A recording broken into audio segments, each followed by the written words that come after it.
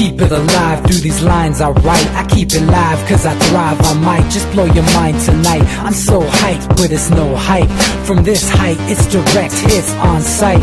I'm your type, lend me your ears to show you that there's something in me. I'm not giving up, I'm standing right here, holding these days hostage. And I'll make this my year. We turning fear into love, and the love's in the air. I love doing this cause nothing compares. Nothing can share that same type of feeling when you feeling them flares. They can't catch it, it's havoc. I rip to a tear, switch a scenario. My stereos, I leave them impaired. Variables start to change and they're all in my range. I just gotta grab it, it's all mathematics. Every step is drastic, I make it fantastic. I'm trying to take your breath away. Asthmatic. This is live through the stereo. Go and let it blow, blow through the stereo. I'ma let them know through the stereo. Yo, here we go through the stereo, stereo. This is live through the stereo. Go and let it blow, blow through the stereo. I'ma let them know through the stereo. Yo, here we go through the stereo, stereo. Yeah, just nod your head with it, so explicit and vivid. Every image is intricate, intimate. I put my all into it, no scrimmage and no rules. I'm a pro tool, hear my heartbeat, beat into the vocals. I'm so loco, lost my mind, oh no. It's ponderoso, dope, so no overdose, cause it's dope, yo. Man, this is house grown, mixed with some milestones. So I let the style flow down like the Dow Jones, bringing it with some foul tones, letting the crowd know we getting loud, so it's eardrum rudiments. Yeah, we bring it rude again. Move, little hooligan. Music for tuning in, full time to the 10. I'm on my clock like I told you. I'm doing this for dreams we pursuing. Hey everybody, welcome back to the Anti-Media Radio Show. Once again with your host Nick Bernabe here on UCY.tv. Thank you all for tuning in, and really happy to be back with you. We got a bunch of news to go over. Once again, the elections are coming up right around the corner. On February 1st, next week, I mean, it's going to be happening, and there's going to be a bunch of events going on, and a lot of things to anticipate. We were seeing things heat up here. You know, we got a bunch of election news to cover tonight. We also have a special guest joining us from 99.net that's going to be talking about a little bit about how music and art kind of influenced the activism scene and this, you know, so-called revolution, whatever you want to call it, that's going on right now. All the people that are trying to make a difference here in this world. So we're going to be talking about all that and how it affects us and how we could be even more effective in ways. But we're also bringing you this, you know, hard-hitting news from the antimedia.org. We're going to be going over some of the headlines from today that we talked about all day today on the website. Hopefully you're following the Facebook page, but plenty of things to go over tonight. Make sure you follow us 5 days a week here on UCY.tv. We bring this anti-media radio show 5 days a week at 11 p.m. Eastern, 8 o'clock Pacific, Monday through Friday. I'm here with my panel on Mondays and Wednesdays. SM Gibson is on Tuesdays and Thursdays, and to be honest, I mean, he has a really great show. And then LeVon has a little bit of a different mix-up on Fridays with a little bit of a different show, but all of them are pretty informative. So make sure you're following all of those. Special shout-out to our providers of music tonight, Ponder and XL from here in San Diego, where I'm located and where the Anti-Media is located. But we're going to be covering news from all over the country, all over the world tonight. I got a great panel with me. My longtime co-host, DB Schwartz. What's up, man? How you doing tonight? Hey, Nick, doing well, man. Kind of energized after last night. And, you know, it was good to get the pulse of the youth, dude, because there were so many young people at this Sanders rally up here in St. Paul. And also people kind of bringing out a concrete plan about how he's going to go about paying for some of his stuff. And it's totally doable. I mean, taxes are definitely going to go up. They're going to kill if you're making over $250. But seeing as how very, very, very few people are making that level of income now, I honestly don't see how he doesn't get the popular vote. Now the superdelegates may screw him over, and we can talk more about that as the primaries get into full swing. But, I mean, he's got the popular vote because most people up here aren't making $250 plus. Very interesting. So you went to a Bernie Sanders rally last night. Tell us a little bit about that, because I've never been to I haven't been to a presidential rally in a really long time, since 2012. I've been kind of avoiding it myself. Now, S.M. Gibson, the guy who hosts Tuesday and Thursday nights on the Anti-Media Radio, he went to a Donald Trump rally, and he had a few things to say about that, to say the least. What can you tell us, man? What did you see out there? Well, here's the thing. He's really no frills, whereas Donald Trump makes a production out of it. He just came up, he spewed the typical, I at this point he's on automation level. He's like robotic with it as far as what he goes about, just trying to get his basic message out there. And you have to kind of go to the people that work for his campaign and read about how he concrete plans to do these things. But it's a lot of energy because I have to tell you, man, like a huge portion of the crowd was 40 and under. Huge. And a lot of these kids understand, they know inherently what we've been preaching, which is robots are going to take jobs over. That's reality. That's not science fiction. These kids know if they go to college and get saddled with debt and can't never get a job, they're never going to own a home. They're never going to basically have a comfortable retirement. And people know this stuff, and they want Bernie to basically use big government to protect them. So they want the safety net. They want the Social Security because they know the job market's not going to get better. It's a very interesting prospect, I think. This looking for government to kind of fix the issues here, and of course we all know the pitfalls that are involved in that process and stuff, and to me, again, to reiterate my feelings about Bernie, and of course everyone on the panel tonight, we're also joined by Claire Bernish, who I'm going to introduce in a few seconds here, but we've all got different feelings about the electoral system and the presidential candidates, but personally, I think that Bernie Sanders has a fairly decent message. I'm glad that he's a messenger of this anti-corporate democracy message that's coming out now, and his talking about how the electoral system has been corrupted by moneyed interests and special interests and things like that. And let me tell you, Nick, he's about to probably get an official endorsement from Black Lives Matter because they were in full force. They were super supporting him. They were really close to us, very, very vocal. They didn't have anybody in the crowd shooken up like you might expect, where people are going, oh, they're going to get people uncomfortable. That's not true, man. At this point, the middle and especially the working class, the lower middle class, they're all in the same boat. They understand what needs to be done, and they think this guy can at the very least, this guy can veto certain things if he can get in.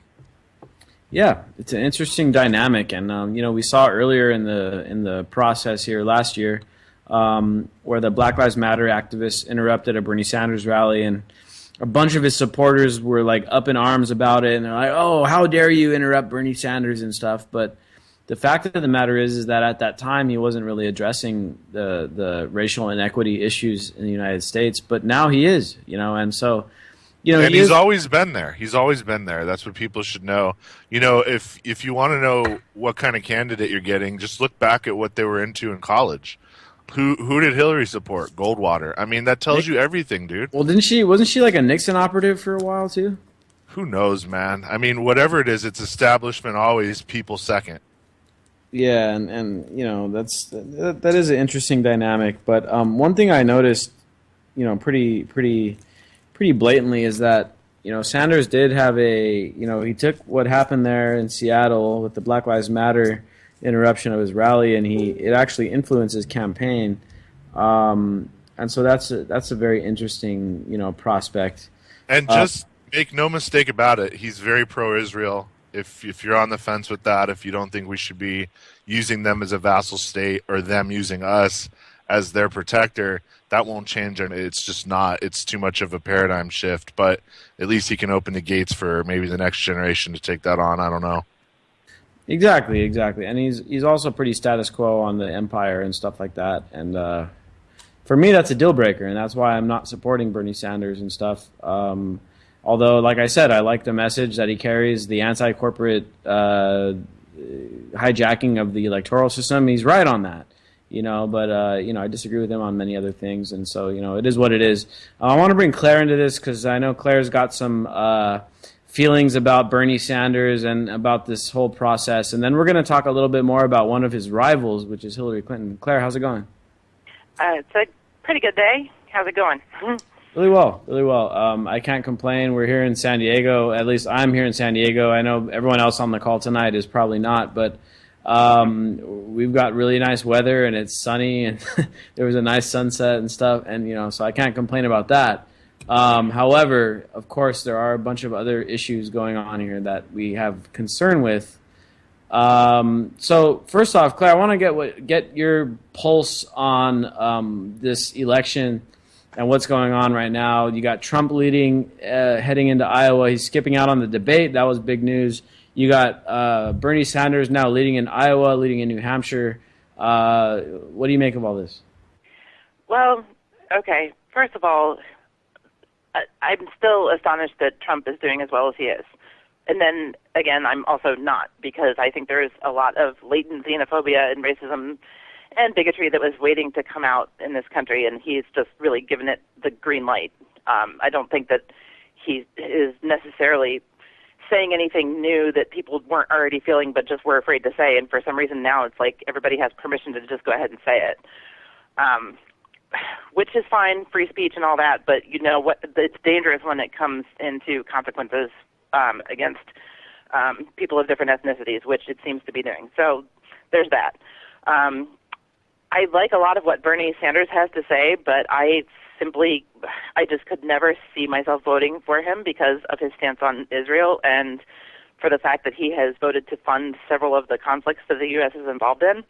And I think that people are excusing an awful lot of that when they say, oh, he's a great guy, he's a great guy, he's a great guy. But, war is causing and driving a lot of the issues in this country and in the world. So, that's no small matter. Yeah, he voted to fund the Iraq war, and we can't overlook that. And again, because of the Iraq war, that's what gave us ISIS, and that's what's giving Trump a lot of his support now is that he's viewed very strongly against ISIS.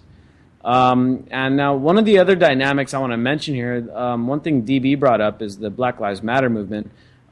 Is Trump the anti-Black Lives Matter movement? Is he the conservative white answer for the rising of racial issues to the forefront of the American psyche? What do you think about that?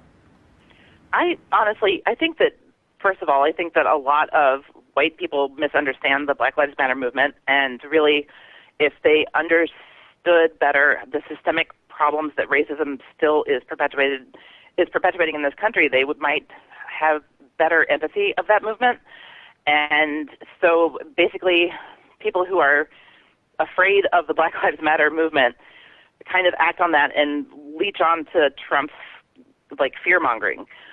It's almost as if people are afraid that they're going to somehow be ousted by all these other people. I think that's where the anti-Islam sentiment comes in and everything else. I think Trump is giving a green light for that, and I think it's ridiculous. And he is it's like he's David Duke, but he's not necessarily wearing the hood. I saw a really interesting article over on the Fifth Column, I think last week, about how Trump is more or less the blowback from a bunch of bad U.S. policies, and he's the answer to all this blowback. And one, as I mentioned, it's the whole ISIS scenario and how all these bad policies over in the Middle East, toppling governments and, creating terrorists. And, keep in mind, looking a little further back in history, the U.S. cultivated Osama bin Laden. We cultivated Al-Qaeda. We helped create ISIS, whether through direct or indirect means.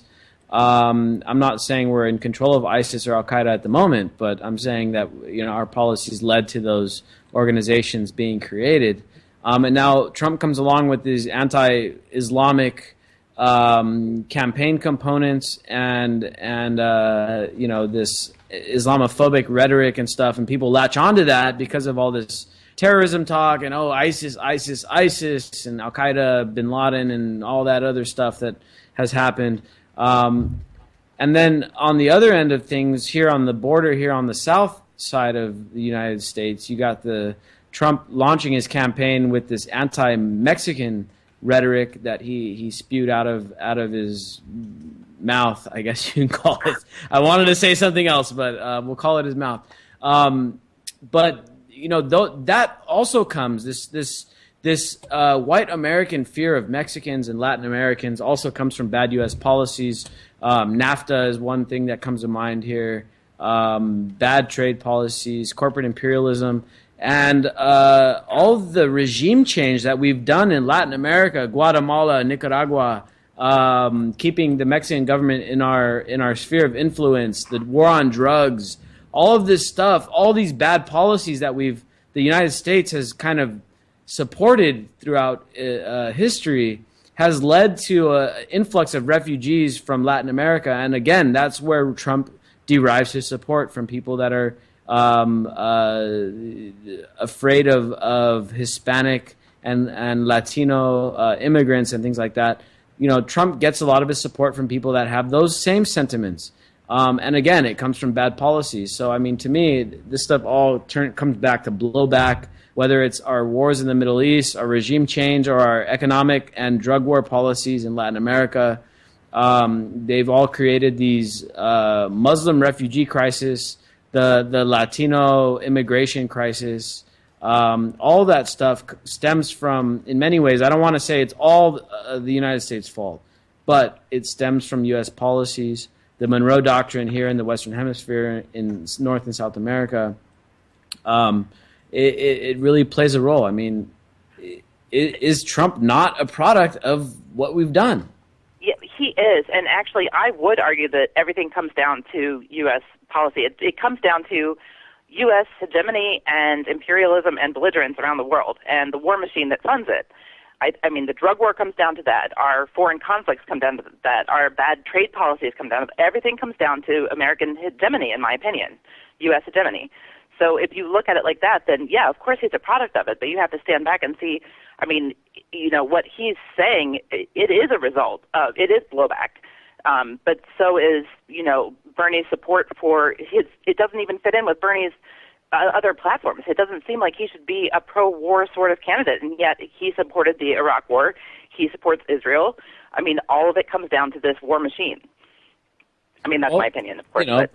Bernie can go out there and say as much as he wants against corporations and banks and Goldman Sachs and whatever. But as long as he doesn't question the empire, he'll be all right, and he can be elected. He's the face of the counter coup. I mean, the banking interests have lost. The military-industrial complex has won. People don't understand that Benghazi was the turning point, and that's why Hillary's probably going to go to jail no matter what. I mean, the FBI director said, I'll quit if we don't indict her. And that's a huge blow to the face of our entire criminal justice system if that happens. And she's going to be indicted, man. And the reason why is the military powers have taken back. They lost control in 2001, and now they've taken that back. I don't know what that means, though. I mean, World War III may be off, but does that mean proxy war forever? I don't know. Yeah, very, very interesting, man. It is. It's going to be an interesting dynamic to see what plays out here. We talked about it on the last show, and anyone listening tonight, make sure you keep up with all of our previous shows, because as I'm about to do right now, sometimes we talk about what we talked about the week before, a few weeks before that. So it's important to keep up on all the stuff that we're talking about. You can go over to UCY TV YouTube channel and catch up on all of our shows. They're only an hour long. We're getting ready to move into 2 hours sooner or later. But for now, they're only an hour long, so you can catch up on our stuff when you got some free time. And, if you're driving to and from work, if you're at home, just throw it on audio. You don't got to watch the video. Just listen to what we're saying, because we're going to be referencing stuff here and there from previous shows. Last week we talked about a lot of what we're talking about right now when it comes to Hillary Clinton, when it comes to like this hypocrisy in the justice system, where there's like a two-tiered set of laws. There's one set of laws for the regular working class Americans, where we all have to abide by these laws, and if you're in the wrong state and you get caught with a joint, well, you're going to jail. But you commit war crime if you're part of the ruling class and the elite. you commit war crimes, or you commit treason, or you commit major felonies like Hillary Clinton has, and you don't get charged for it. And in fact, you get to run for president. I mean, it's crazy. But now we've got people in the FBI saying that they're going to quit if nobody charges Hillary Clinton with the crimes that she did as Secretary of State.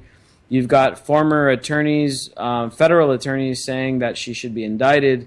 But again, you've got this Democratic Department of Justice under Obama that is reluctant to indict Hillary Clinton because she is also a major, Democratic power player in the Democratic Party. And so it's not very likely to see, as much as the evidence is piling up now. I mean, week after week, it's like more and more evidence. Like, dude, she needs to be charged. She's committed massive felonies here. It's like week after week, the evidence piles up, and week after week, it's like there's no charges being put against her. She could have put, and probably did put, thousands and thousands of military personnel at risk. I mean, not if it hasn't hit now, it will in the future. Just because people understand now that it was never about what we said it was. It was always about gun running and profit margins, dude. And it's exposed us as a complete empire, dude. It's nothing less than that. Yeah, and sadly, it looks like we're going to be going back into Libya possibly, and we may be covering that tomorrow. I'm not exactly sure. But we've got so much to talk about here with Hillary Clinton and what's going on. First, I want to take a caller. We got a caller calling in from 601. Then we also have a special guest tonight from an organization called 99.net that we're going to come to in a few minutes here as well. So first, I want to go to the caller from 601 area code. You're on the Anti-Media Radio. How's it going? You want to join this conversation? Oh yeah, I was just listening to what y'all was talking about. It's all true and everything, And, I'm glad I woken up, to what's really going on and not being distracted. Hey, well, we're glad you called in. So, what do you think about all this stuff going on with Hillary Clinton? I mean, the email scandal, Benghazi. I mean, God, she's committed war crimes in Libya. Now we're finding out that we're ready to go back into Libya and send ground forces in there and go do who knows what in that country. I mean, what do you make of this situation? And what do you think of Hillary Clinton? Well, I think she needs to be treated just like the average, American that commits a crime. They get punished and, go to jail. But, like that top 1%. And there's are those who live above the law. It's sad it's like that, but if the people wake up, they're going to continue to, get away with it. That's just how I feel about it. Yeah, I mean, you're right, man. I mean, it's one of these situations where if this individual is not held accountable for their actions, then it's like, well, the whole damn thing is thrown out the window. And I think, that's something that for some people, and I know Claire would agree with me on this, it's like, well, the justice system already needs to be thrown out the window. But this scenario with Hillary Clinton kind of just makes it even worse. It's just so hypocritical. It's like they commit the highest crimes, and it's like, okay, well, we're just going to let them get away with it. In fact, they can run for president while we're talking about it. On this subject, go ahead. Sorry. Particularly in comparison with, like he was saying, when you look at citizens being thrown in jail for smoking a joint or for treating conditions with cannabis, or even minor traffic violations, and it's like we have to obey all of these minor technical laws that don't really do anything but generate revenue. Whereas the elite get away with actual crimes that affect people and harm individuals, and they get away with it scot-free. Yeah, it's just completely ridiculous. It really is.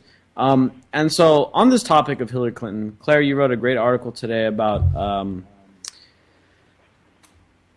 Hillary Clinton and her relationship with Goldman Sachs, and this is on the Anti-Media. It's the last story we published today. It's the top story. Hillary's $200,000 per hour side job, and that is a bit of a grabbing headline. And yeah, the thumbnail there is a bit provocative, I'd say.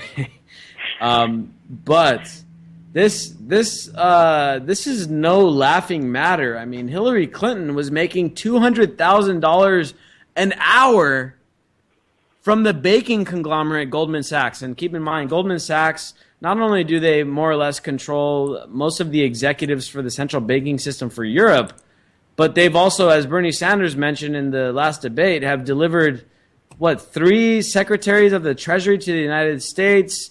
They have all of the new, all of the incoming people at the Federal Reserve are from Goldman Sachs. I mean, these people are basically in control of the Western world's monetary system, and Hillary Clinton is on their payroll. Claire, what can you tell us about this story? Well, first of all, she's not only making $200,000 an hour, it seems like at minimum, but she's made, somewhere around, if not more than $2.5 million in the past 2 years alone. And the thing is, nobody knows what it is that she's saying because she has this ridiculous contract with such stipulations that, like, the only person who can record it is a stenographer of her choosing who can, like, write notes and then give the notes to her at the end of the meeting. There are no video or audio recordings allowed. She requires to be flown in on private jet, and she can only have 50 photographs with a maximum of 100 people and all of these things. And when asked to tell the public what it is that she speaks about in these meetings, she actually was confronted by an Intercept reporter, and she just laughed off the question. So nobody even knows what it is that she's saying. And when you consider that she's talking to Goldman Sachs and other, big bank executives, who knows what it is that she's agreeing to do behind closed doors that we'll never know about? Very interesting, and not only is it these speeches that she's giving and making money, but Goldman Sachs has historically been one of her largest campaign contributors throughout her whole career in politics too.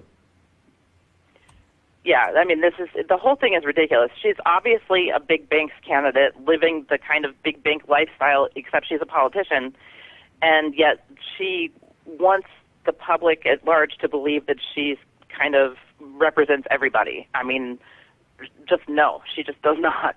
It's absurd. Yeah, it's ridiculous, really. And Goldman Sachs, I mean, they benefited from the bailouts. They're more or less the epitome of Wall Street's influence in the United States electoral system. Do you remember the hurricane they had there where it knocked power out to Manhattan? Yeah. It was probably like 3-4 years ago. I don't even remember now, but there was one building that was fully lit up, and that was Goldman Sachs. And they'd found out because as a result of that hurricane, they had their own like nuclear power plant. I never heard about that. So they never go down. They never shut off. I mean, that's what they are. They're the vampire squid of the world. Yeah, and they're not the biggest banking company in the United States or the world or anything like that, but they definitely have the most political influence around the world. And like I said, they have their roots very deep in the European, in the ECB, the European Central Banking System. A lot of the governors of the European Central Bank are former Goldman Sachs employees. I mean, they've got a global reach. They are very political. They're not the best business people. Obviously, they had to be bailed out in 2008, 2009. But they spend their investments wisely, and the argument can be made that investing in politicians is some of the most, some of the highest yielding investments you can make, and they yield thousands and thousands of percentage points in profits when investing in politics, and that's what these guys do best. They're not the hugest bank, but they are really good at controlling politicians, and Hillary Clinton is directly on the payroll, at least as of last year she was. She doesn't work for them anymore. She was doing a bunch of speeches for them. And then on the other end of the spectrum, you got on the Republican side of things, you got, Ted Cruz, man. Ted Cruz, his wife is a Goldman Sachs lower level executive. He took $1 million loan from Goldman Sachs to run his campaign. I mean, this stuff is just, I mean, if there's any banking cartel that we want to talk about this election, it's Goldman Sachs. And so make sure you check out what's going on over there on the anti-media. Hillary Clinton's $200,000 per hour side job. I mean, this is what she was paid, $200,000 an hour from Goldman Sachs to go speak to their... Yeah, I didn't include, and I should have, the median income in the country is somewhere around $50-some thousand. So, that's per year. So just imagine. So if you're lucky enough to be in the middle class, you got to work 4 years to earn what she would earn in 1 hour. Talking to these bankers. It's crazy. Sounds like a bargain. Yeah, it's a bargain. Now that we're here at the half point in the show, I want to bring in a special guest that we have tonight from 99.net, from the 732 area code. Actually, I'll let you introduce yourself because I don't know which alias you want to go by tonight. But how's it going? I'm good. How are you, Nick? Oh, I'm really good, really good. I'm actually really excited to talk about your organization. And Jaime's here in the studio, and he's really excited to have you on too. And oh, terrific! Tell him I said hello, please. Hello, I can hear you. I'm right here. Yeah, he's listening. Hello. Hello. A big hello to DB, and also to my dear friend Claire. Hello to you both. Hi. What I up? know Claire's been helping you a little bit over there at 99. Oh, yes, she has, and we will get to that. Yes, she certainly has, Nick. She has. So over at 99.net, you've been working on, getting this kind of anti-establishment message out there in ways that maybe not through the typical way that we do it here on the anti-media with news articles and memes and stuff like that, but through a more cultural fashion, through music and art and poetry and things like that. So, what can you tell us? I mean, this is to me, I think this is like so important because I feel like music is really the unifying ingredient that can really make new roots within the population that may be a little bit apathetic, I guess, or maybe just hardened to what's actually going on, or maybe they're already so inundated with the fact that things are so corrupt that they're not listening. But music can really break through. I mean, what have you really, what have you seen? What have you felt? I mean, I feel like this organization of yours has been growing like really quickly, and it's caught traction like crazy. I didn't even, I underestimated what it was going to, the direction it was going to go. And I feel like it's been way outperforming expectations and things like that. What can you tell us? Well, I mean, first things first, I agree in that music and art are both very, very important to life, just, in general. There's a lot of activists, a lot of people out there that are doing a lot to spread awareness. There's organizations such as your own, like the Anti-Media, that do a lot of good journalistic work. But I'm really working on expansion. Basically the 99 and the website that I developed, it's basically a way to deliver political messages through music and art. And, Nick, I hope that doing it this way will help to get people's attention. I want them to be more conscious and, aware of the injustices and, the corruption going on right now. So that's how I came up, with the whole idea. But I mean, it's definitely it's taken off quite a bit. After I developed the website, I then had to create social media pages to go along with the website. Our Facebook page, in particular, has done exceptionally well. I started up the Facebook page, I believe, at the very, very end of October, early November. And we just recently hit the 10,000 mark. So that was pretty epic. That was an epic milestone for us. So, I keep saying us, so maybe I should go into the people that are helping me, because I'm sure you could imagine that after a while, it got a little overwhelming, I started everything on my own, and, maybe it was just maybe like 2 weeks in that it just really started getting pretty overwhelming, and I'd asked a good friend of mine, Danielle Williams, if she would help me out, and she's really been my right-hand lady in this, first and foremost because she was the first person to step up and really help me out with the project, but, I met her a couple of years ago at an event in Philly, and we really clicked. She's a great, passionate activist. You could look up Danielle Williams, activist, on YouTube, and she's done a lot with this. Like I said, she's my right-hand lady, and she's done a lot to help me out. So I appreciate her help a lot. And then, of course, somebody who's on the phone with us right now, Claire Burnish, and then also Levon Morales, both who I think don't need any introduction to your anti-media audience right now. I think they're all well aware of who those ladies are. If they're not, Claire is a phenomenal journalist, one of my personal favorites, somebody I look up to a lot. And Levon is also a great writer for the anti-media, and she also, hosts a radio show on Fridays. So they're certainly anti-media MVPs, but they have definitely helped me out with social media and networking stuff, with the 99, and they've helped me out tremendously, and I really love the both of them. Also, as you know, the website is all about music and art, so the last two ladies that I have helping me out here are helping me out with the artists and musicians that I'm recruiting and getting onto the website. One of them is Evie Katayama. She is a brilliant artist. She actually had a art show in the beginning of December that I went to. I actually wrote a piece on it for Derek Rose's media outlet, the Conscious Resistance Network.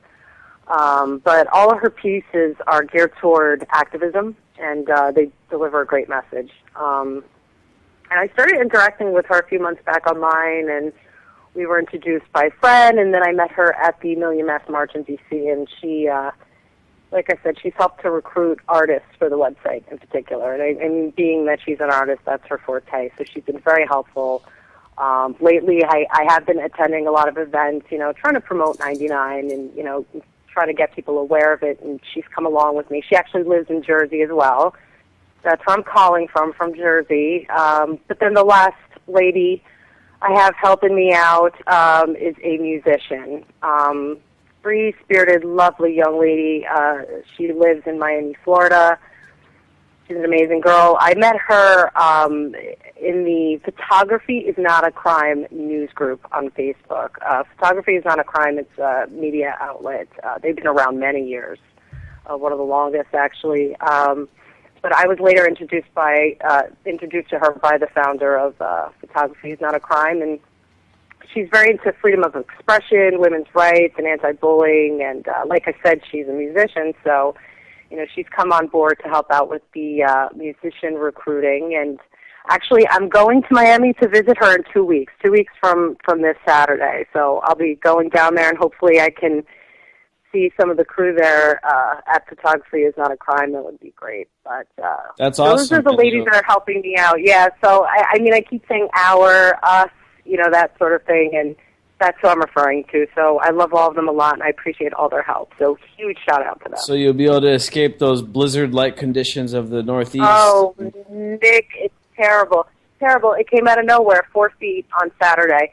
And it was funny because I was talking with Claire over the weekend, and we were laughing because, we were actually talking about how, you're a California guy. I mean, how often do you really drive in the snow? I don't think you ever have. So we were just having a laugh about how funny it would be to, you try to drive around in the snow. Hey, give me an all-wheel drive car, and I'll be able to get around. No, I've actually never driven in the snow though, so Oh, wow. there's not snow on the road. So Oh, yeah, you'd definitely be in for it, especially if you've never had the practice. I know. I'm going to just say it's really fun. DB's a Yeah. California guy too, and he recently relocated over to Minnesota, and I know he's been having some issues out there. There's no issues, man. You just need all-wheel drive, and you're good. You just need to know how to do it like a few times and be, familiar with it after a couple of years. I mean, we deal with it seasonally here in Jersey because we don't, we have really cold, snowy winters, but I mean, we have summers here. We have a Jersey Shore, and so we only get it seasonally. But I've had my license for 15 years now, so I mean, I'm used to it now, but. Let's not talk about the snow anymore. I don't want to talk about the snow. It's all over the ground. I hate it. But DB, I have a question for you because I haven't seen you in almost a year. Are you going to Free Your Mind conference? Well, I guess I could. Oh, I think that'd be a great idea. And just to let you guys know, I think all the girls from 99, I think they're all actually going to make it there, which would be great. We're working on it, but it would be great to get all of them out there because. As you know, we're from all different parts of the country, so. But it would be good to see it happen. It would be good to see all of you. So. We got to get Claire out of I want a Ohio campfire in Peru. Yes, please. Pennsylvania. Peru, yes. Peru's in May, Peru. Cassius. Huh? Peru's in May. In Peru's in May. Yeah, Peru's coming up already, dude, in May. Me and Nick are already. What? Oh, right. stop Oh, it. man, I wanna go. I'm very I will jealous. go. Don't. I want to go. I'm going. So, hey, let's talk about the 99.net here, and I want to make sure everyone's got the URL right because on Facebook it's just called 99, but the website is it's the99.net. So make sure everyone gets over there. First of all, I want to know what you have to say about the 99, and really what the goal is of this site, and then I want to hear from Claire because I know Claire is also part of the team, and I want to know what what the vision she has for it. But first, let's go over to you in Jersey. What do you want to accomplish with this site? Well, I mean, like I said, Nick, I mean, I hope that kind of delivering political messages to people using music and art will help to get more people's attention. I think a lot of the media-related material out there, alternative media-related material that's out there right now is good. It's amazing, but I think a lot of people who are already activists are the ones who are deeply engaged in that. You need the type of quick stuff, and you know this because of memes, and memes, I think, are a good quick way to catch people's attention, just to plant that initial seed to kind of get them to research and then turn a leaf, and sometimes people just aren't going to take the time to read a lot of important information, which they should, but like I said, they need something that's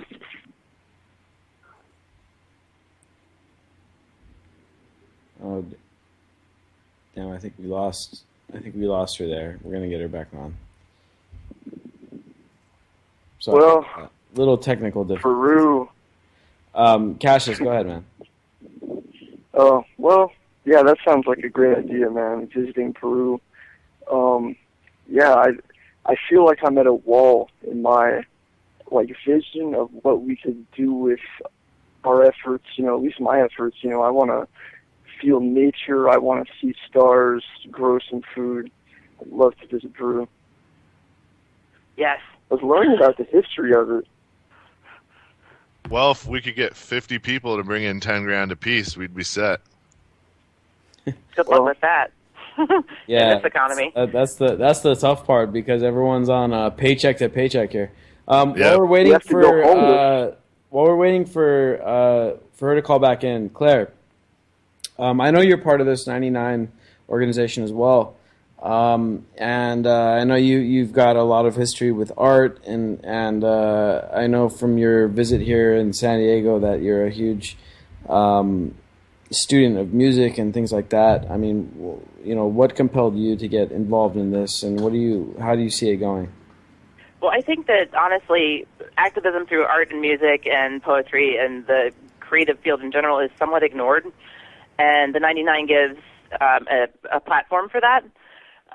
There are many, many activists who might not feel as comfortable just going out and protesting, or who don't necessarily write for organizations where they're widely seen, but who do protest through art. And I think that this opportunity is incredible. Bringing activists who actually have a message through their art and through their music together in one place, so that they have somewhere to turn to. And when people want to find something like that, because music with a message is really important, there's a place to actually turn to refer people. So I think that's really the main purpose of this whole project, and it's really vitally important to the movement, in my opinion. Very interesting, and I think you're right. It really will be able to expand our horizons, and I think Evie is back with us. Evie, you there? I am, yes, I'm here. At what point did you lose me? Because I was just going on and on and on, and it was a long while before I realized that I wasn't even connected at the anymore. Just at the very end there, we lost you. Oh, okay. Well, I know that you were asking me kind of, what was my ultimate goal here with it, and I mean, there's a lot going on that, in particular, I think the younger demographic should be aware of, because they're the ones that are really going to carry the torch. And if they're worried about reality shows and their cell phones, we're going to have a big problem. And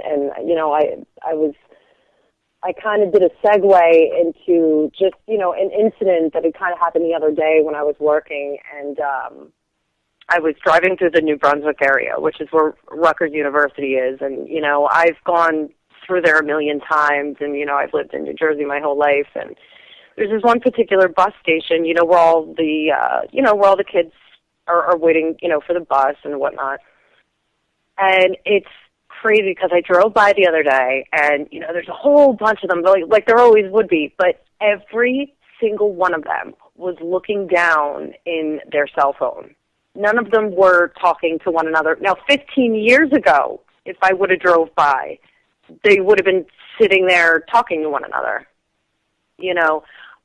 So we're kind of dealing with a younger demographic that is like kind of horribly conditioned to just have all of their attention in these just frivolous nonsense pastimes. I mean, and if they could just take some of that time and put it toward kind of educating themselves on the horrific things that are happening around them, it would really help to make the movement grow, and that's my goal.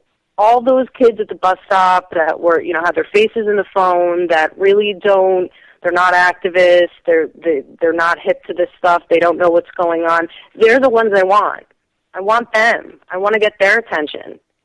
I already know that, there's plenty of activists out there that I don't want to preach to the choir.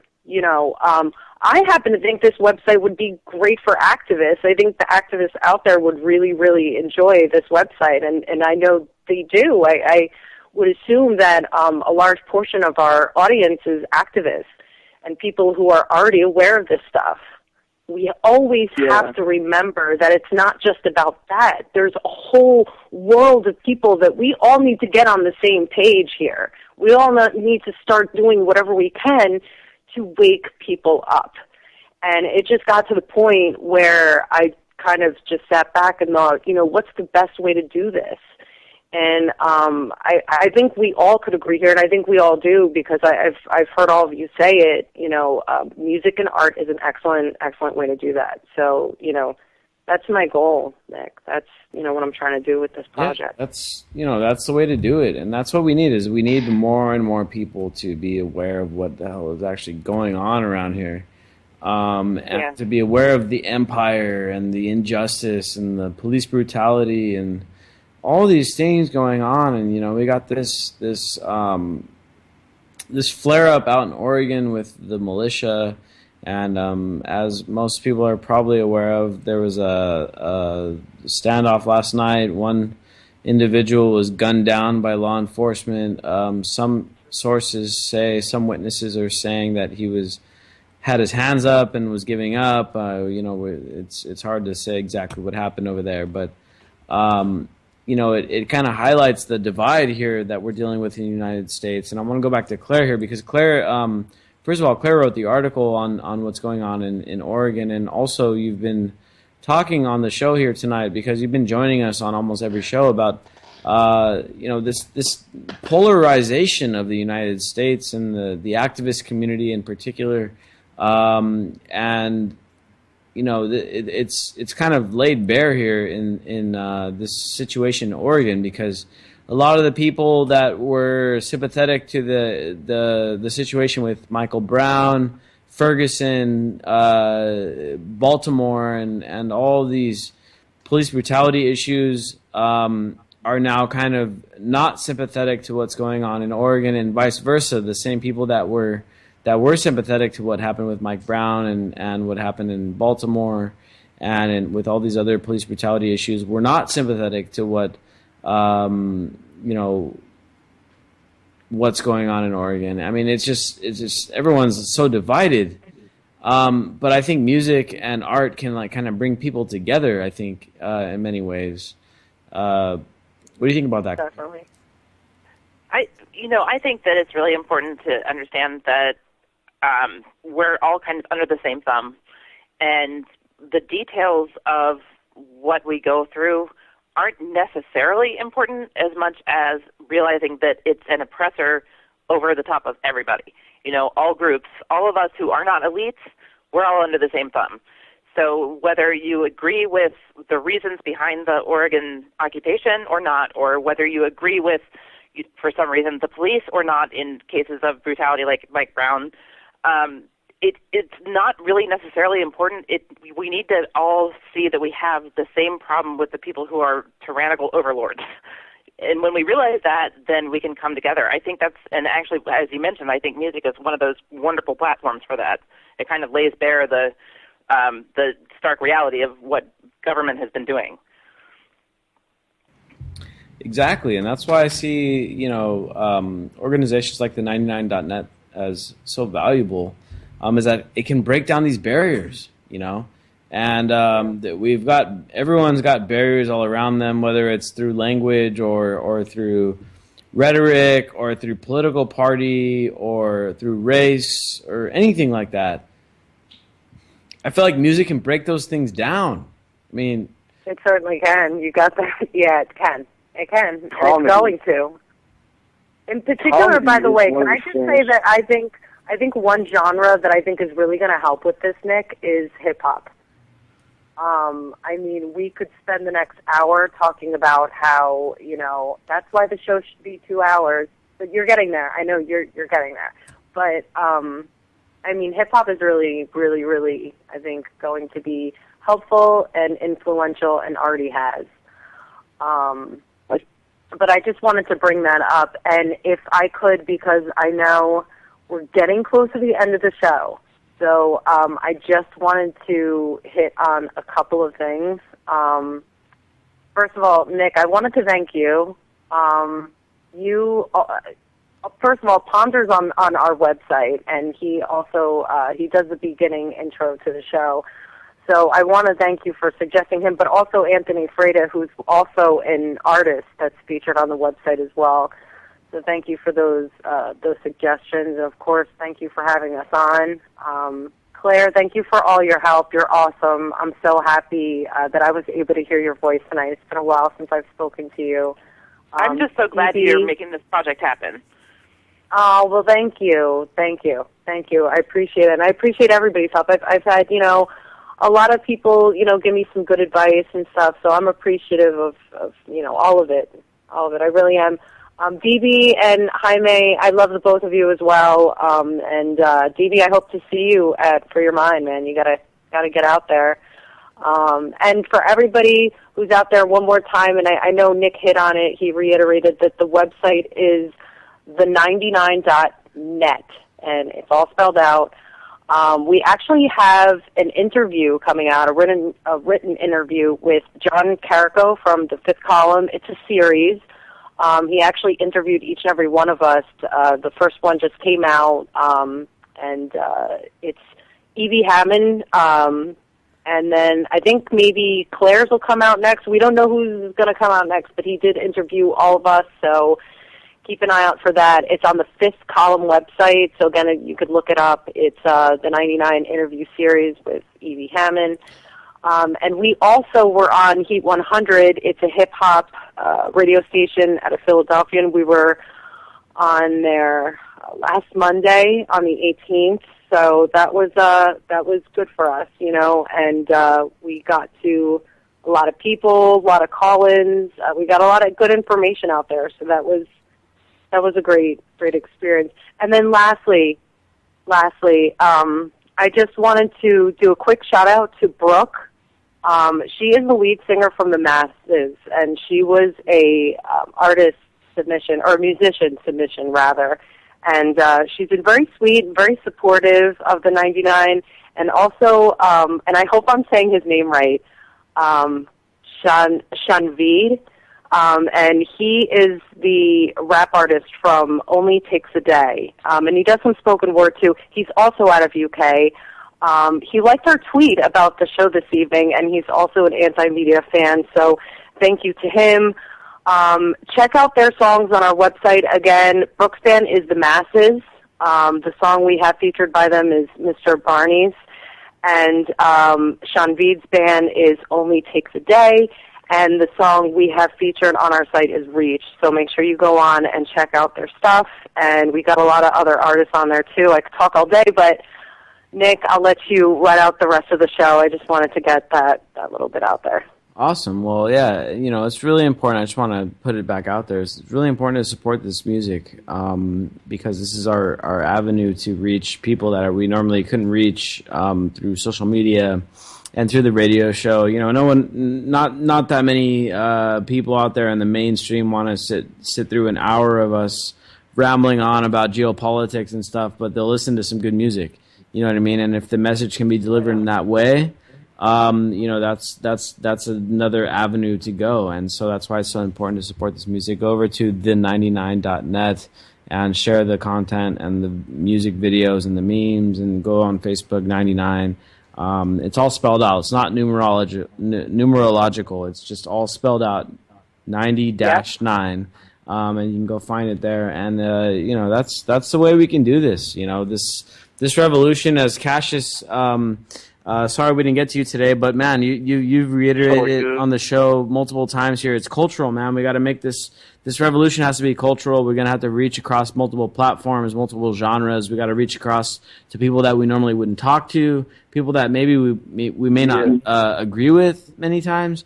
But we're not going to do it with just the few people that think a certain way, and it's only going to be like a few percentage points at the most. We can say, hey, we're all this one type of like anarchists, and we make up 0.2% of the population. We're going to change everything. No, you're not. You're not going to change anything unless you reach across boundaries and make coalitions. And music is the best way to do that. Can I quickly just say hello to Cassius? I had no idea he was even on this call. Cassius, hey, brother. Oh my God, I miss you so much, little bro. Oh my God. Hello, how are you? I didn't even know you were on here. I was not ignoring you, but also I just wanted to. Also, I was talking with Nick, and I did want to talk about this. We might be able to talk about it another time, but I just wanted to tell everybody, go on YouTube and look up the video "Hip Hop for the World" by KRS-One. He got 14 rap artists all over the world to get together. They're all conscious rappers, all awake. He got them all to come together and do a song. It's phenomenal. And shout out to Red Drama. Shout out to Red Drama too. He's from Finland. He was the last one to go, and a special shout out to him because he reached out to us on Twitter and we corresponded with him a little bit. So shout out to him. But it's a great video. KRS-One, Hip Hop for the World, awesome video. We were gonna play it tonight, but we didn't have prior permission, but you know, we're going to try to incorporate more music here into the Anti-Media Radio. Thank you all for tuning in. Peace out. Here we go, 5 days a through the week. stereo.